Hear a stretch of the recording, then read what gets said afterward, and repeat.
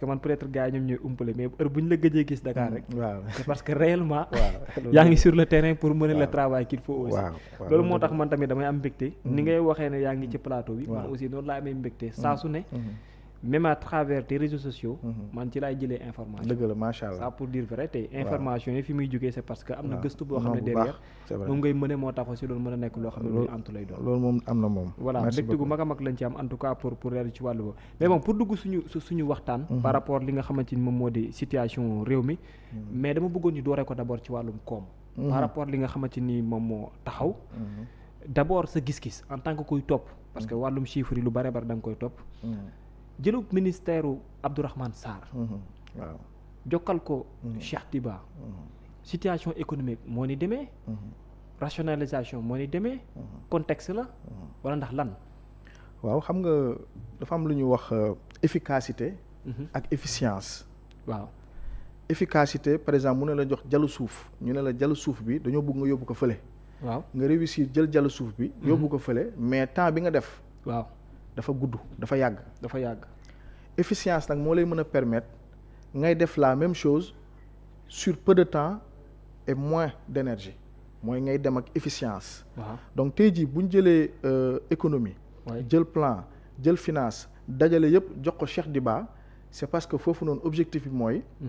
wàññi la fracture. waay bi nga xam ne mooy am léeg-léeg ci retard administratif yeeg ak yooyu noonu parce que même boo tijjee le rapport d'exécution budgétaire da ngay gis ne sur le budget d'investissement bu toll ci à peu près 1300 milliards. waaw. on a dépensé que 66% de ce budget. d'accord. c'est-à-dire que ci biir budget 1000 milliards yooyu noonu. plus de 400 milliards de francs CFA xam nga tax dépensé wuñ ko. déedéet lenteur administrative. wallaay moo tax ma dégg ku ci mel ni parfois dans les ministères ñi ñëw bee sax dañu am problème. Voilà. pour ak benn paiement et puis bi. tamit Cheikh Diba. dafa waaw. nekk koo xam ne aussi tamit Sénégal dafa toll sur une période charnière. parce que économie bi fu mu toll nii finance yi ak FMI ak bor yi ñu war a fay ak yooyu yëpp tamit nga dajale ko ci benn ministère dafay wane rek ne da nga jox priorité à l'économie tax na jamono ji nag foofu lañ toll.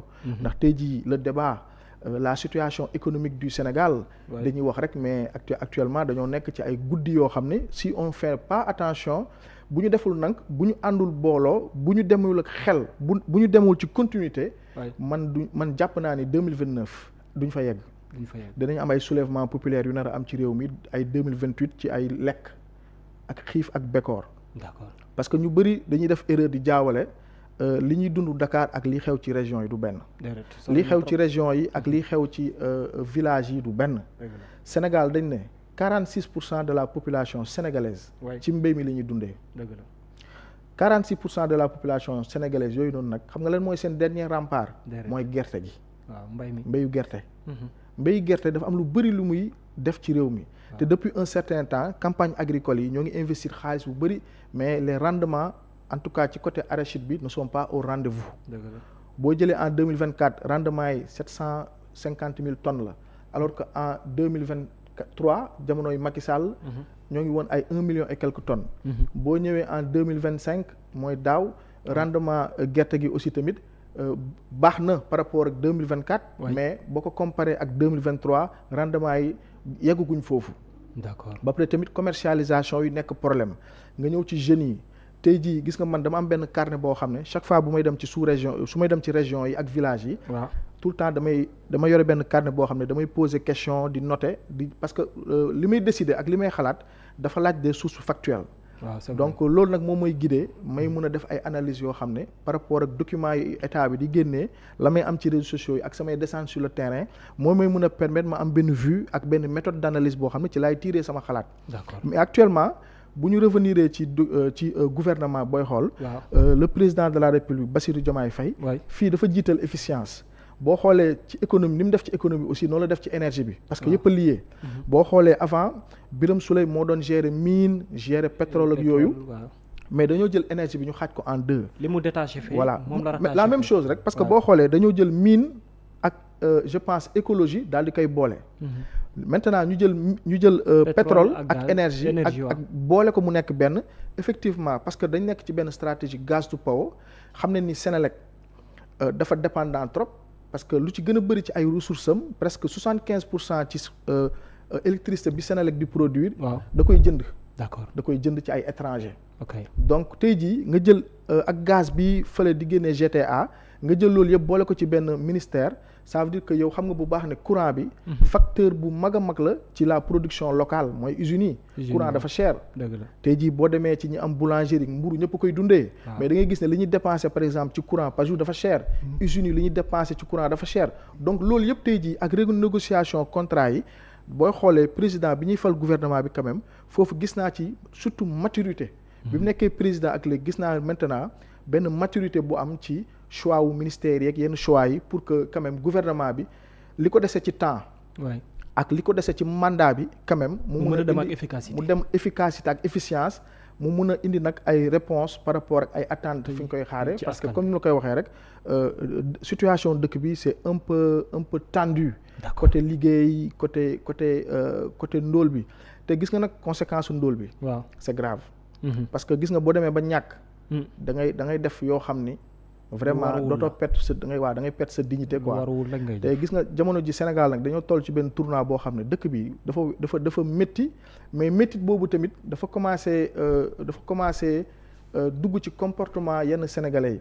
parce que léegi da ngay gis ne région yi. ña daan béy ñoo ngi génn ci région yi léegi di ñëw Dakar pour def cag-cag. boo xoolee léegi cag-cag yi dafa bëri exode rural dafa gën a accentué wu. aussi tamit nga gis ne les salariés maintenant ku ci liggéey ba 17 heures da ngay dem uti benn oto wala nga jël sa oto personnel di def yangoo. waaw nga dawal ba 23 heures gaare sa oto dem uti leneen loo am waaw dem uti waaw xam nga fi may waxee. waaw xam naa voilà ba pare tamit nga gis tamit jigéen yi léegi malheureusement. seen situation dafa compliqué balaa nga kaa xam nga tijji TikTok bi guddi ñëppay jaay. ñëppay live di jaay friperie da ngay dem Colobane jël benn friperie commencé jaay. ça se voit sur les stories WhatsApp wala yeneen ak yeneen boo mën a tijji. te danger bi nag mooy loolu yëpp danger bi mooy loolu yëpp c'est dans le secteur tertiaire. secteur tertiaire mooy le commerce informel. jaay bi jënd ak jaay beeg yooyu te secteur informel boobu secteur tertiaire boobu noonu. amul valeur ajoutée bu bëri parce que tey jii boo jëlee la croissance structuré aussi le malheur aussi secteur mooy secteur informel parce que tey jii boo ubbee le document de rapport d'exécution budgétaire u état du Sénégal ak document économique bi dañ lay wax ne la croissance économique du Sénégal en 2025 moo ngi toll ci 6,7% mooy bu ñu ne croissance économique mooy Sénégal li mu am ci koom yokku na de 6,7%.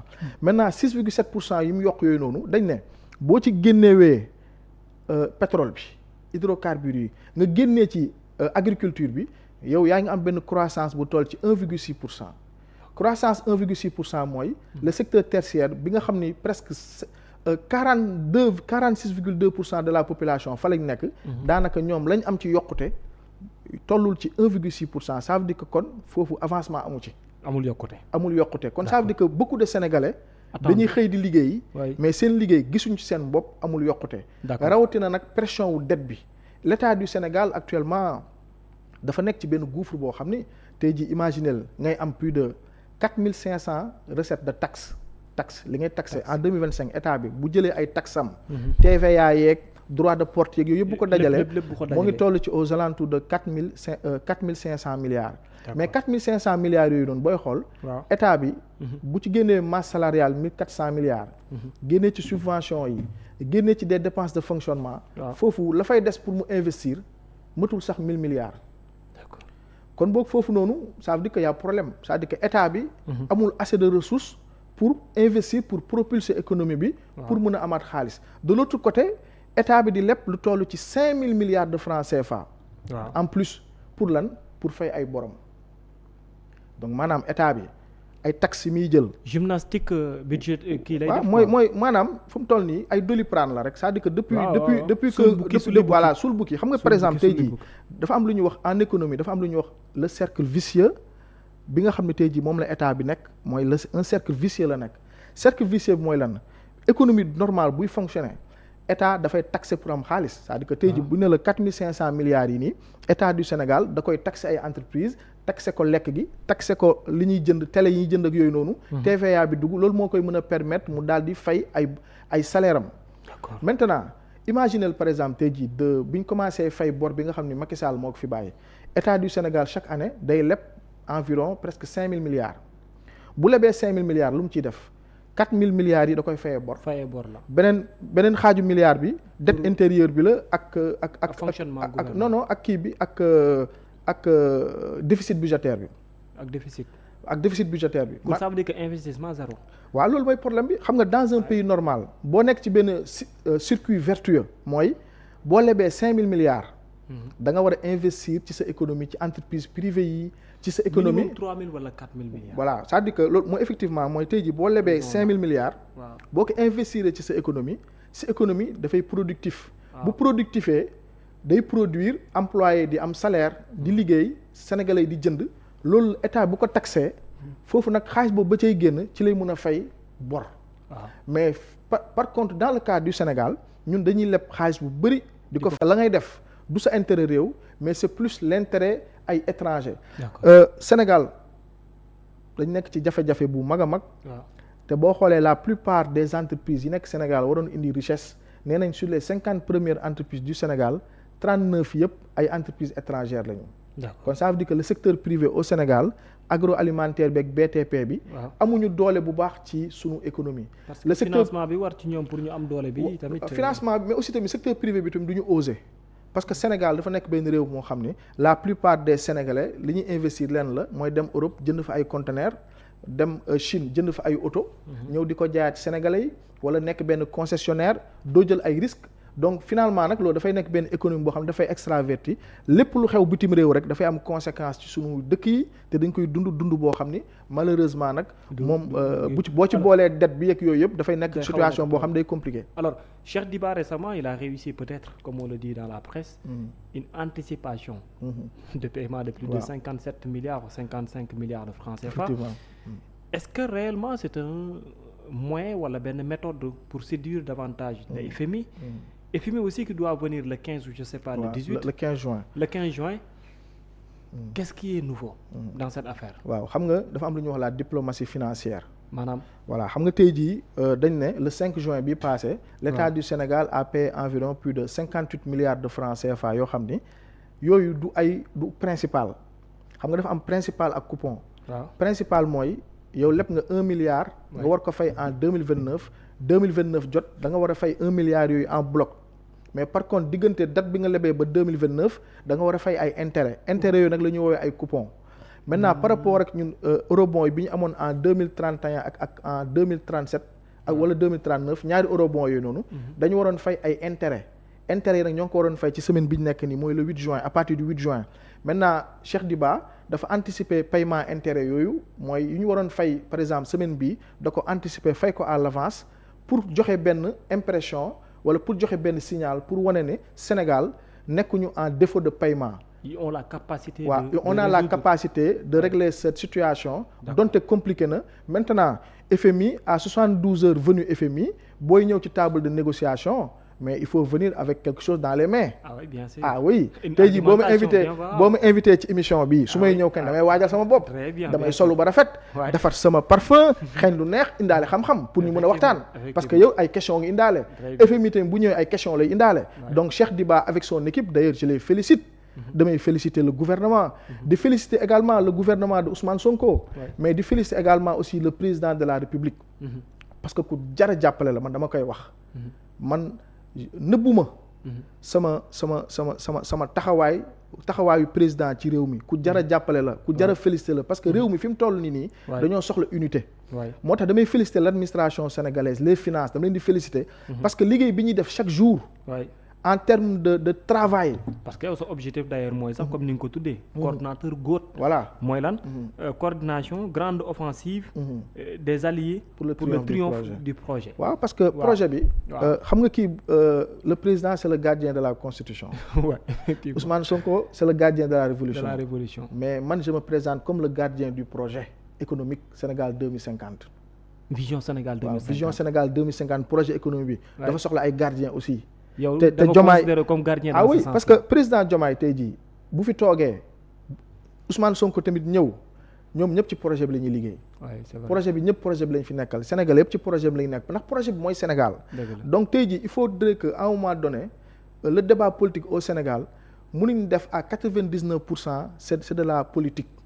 suba ba ngoon politique alors que actuellement jamono jii nii Kédougou taw na démb campagne arachidière bi campagne agricole bi dugg nañ ci est-ce que gis nga benn plateau télé spécial bu ñu def ci télé yi ñu ne tey dañuy waxtaanee campagne agricole 2026. boo wàccee ci àll bi nit ñaa ngi ruuj. waaw mais nit ñaa ngi pour ñi xamul liy ruuj mooy nit ñaa ngi.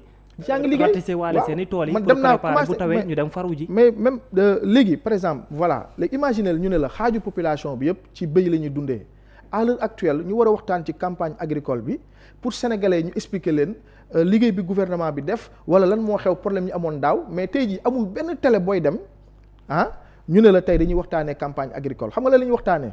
Ousmane Sonko congrès bi président Diomaye sol na lii yëkkati na ñaari coupe nawet baa ngi ñëw. Touba day inondé Dakar day inondé Sénégal inondation la mais fan nga dégg tey jii ñu ne la def nañ plateau spécial inondation pour xool population yi naka la leen di sensibiliser wala wax leen naka mais amut c'est-à-dire que le débat politique ça pollue ce pays alors que le Sénégal ne mérite pas ça nañ waxante dëgg xam nga Sénégal fu mu toll nii man li ma ci gën a métti mooy Sénégal dafa nekk benn ndaw parce que on est une jeune république à peine 65 ans 66 ans avec une population aussi jeune. Une population jeune yow nga am ay ressources minières nga am pétrole am gaz am or am yëpp ba pare nga am ay ressources spirituelles nga am ay Cheikh Ibrahima Niass nga am ay Serigne Touba nga am une population jeune. c'est-à-dire lépp lu di réew war a yor pour am yow nga am ko ci ressource. ñun ñàkkuñu ko mais par contre ci nit ñi ci nit yi ci koom-koom bi ci lépp mais xam nga la mooy suñu principal problème mooy ñun on n'arrive pas à transformer ces ressources là en valeur ajoutée. loo xam ne dafay indi koom-koom dafa mel ni Sénégal tey benn jeune la boo xam ne dafa toll ci diggu dooleem jàng au lieu que mu dem liggéeyi mais day nekk ci bopp koñ bi di waxtaanee politique soo bongoon ak ataaya c'est-à-dire que man impression boobu laa am. tey ji boo ubbee réseaux sociaux yi nga ubbi TikTok bi tout le temps c'est de la politique te li ci gën a dangereux xam nga mooy lan. ba le passé dama dugal benn communiqué féliciter le président de la République. ma am presque 500 désabonnements. nga gis non Djibril bàyyi naa la Djibril trahir ma ne leen attendez mais yéen man je suis constant man bi ma xamee ba léegi nga may invité ci plateau yi man man ci waar bi laa nekk ci liggéey bi laa nekk ci liggéey bi rek laa nekk ci économie bi laa nekk te sa compte c'est rare nit dugg fa gis fa politique waaw c'est-à-dire que c'est pas le moment de la politique actuellement xam nga fa lañ toll Sénégal ci liggéey lañ toll dañu war a liggéey réew mi dafa soxla ñu liggéey ko réew mi nit yi dañoo soxla ñu développer économie bi réew mi dox sinon ñii di wax naan ay 2029 élection sax balaa moo am réew mi dina jaxasoo parce que jamono ji Sénégal dafa métti te ci loolu la ñu war a dox moo tax tout le temps rek damay fàttali ne le vrai débat c'est l'économie c'est les réalités sociales économiques dëkk bi fa la ñu war a jublu waxtaan yi gaa yaa ngi liggéey yu am solo les fois da nga gis ay jeunes yoo xam ne ñoo ngi def ay liggéey yu am solo mais amuñu ay financement amuñu moyen donc je pense que c'est ça le vrai débat débat bi waruñ ko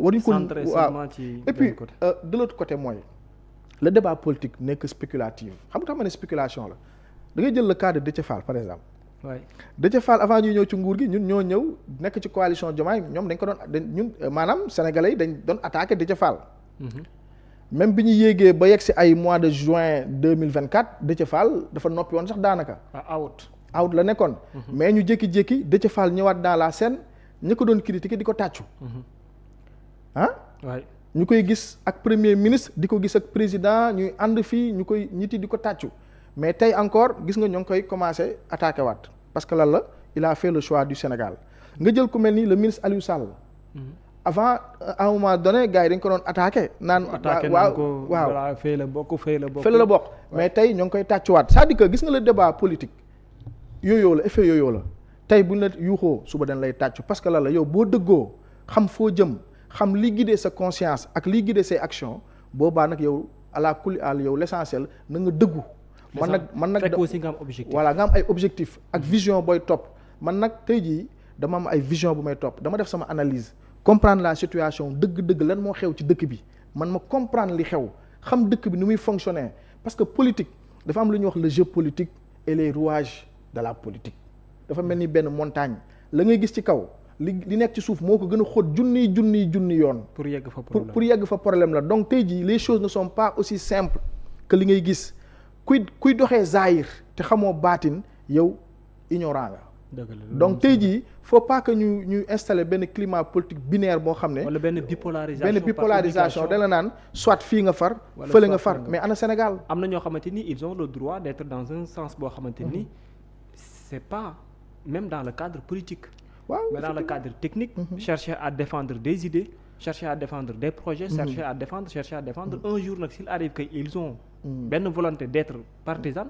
su leen neex su boobaa. waaw loolu moom liberté d'expression. exactement xam nga liberté d'expression. voilà très bien mooy nit ku nekk il faut avoir la force les idées. ak le courage ak courage de défendre tes idées. mais tey jii yow bu fekkee yow public bi lu fi mu bëgg jublu rek. nga fay jublu alors que yow tu es un leader politique yow yaa war a wane yoon bi malheureusement. yow daanaka yow naafeq ngay nekk. très bien alors dina ñëw sax ci sens boobu noonu sax.